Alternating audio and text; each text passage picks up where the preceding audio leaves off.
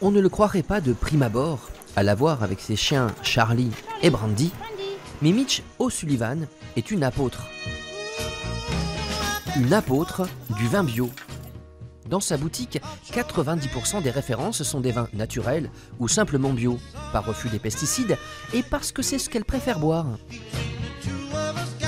Le goût, mais c'est plus que le goût, c'est la personnalité du vin. C'est pas que le goût, c'était... Et surtout l'équilibre. Je parle toujours de l'équilibre, mais c'était surtout toujours l'équilibre. Non, Mitch n'est pas anglaise, elle est irlandaise de naissance et a beaucoup voyagé, 9 pays, 4 continents, avant d'arriver à aimer. Je me suis laissée séduire par les vignes. Mitch a répondu à l'appel des grappes et depuis 14 ans, elle défend les vins de Bergerac. Les gens qui viennent, qui cherchent un cadeau, alors ils me demandent Bordeaux, Saint-Émilion. J'ai dit, ah, vous ne voulez pas essayer chez nous? Parce qu'ici, on a des vins qui sont moitié prix et 2 fois mieux, j'ai dit à la clientèle. Alors, je booste les vins de Bergerac et je trouve les blancs qu'on fait sont super bons. Ça, c'est pas un vin d'apéritif. C'est un Bergerac qui est fait avec les muscadelles, Sauvignon gris, Sauvignon blanc et Sémillon.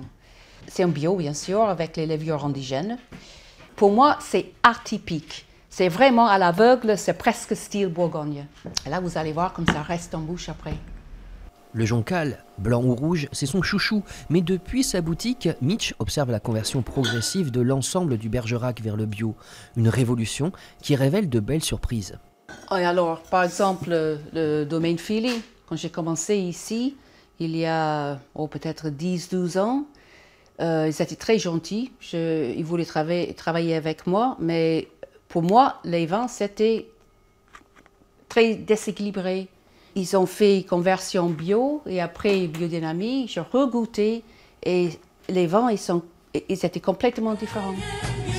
Avec toutes ces bonnes bouteilles, à consommer avec modération, Mitch n'est pas prête de retourner en Irlande.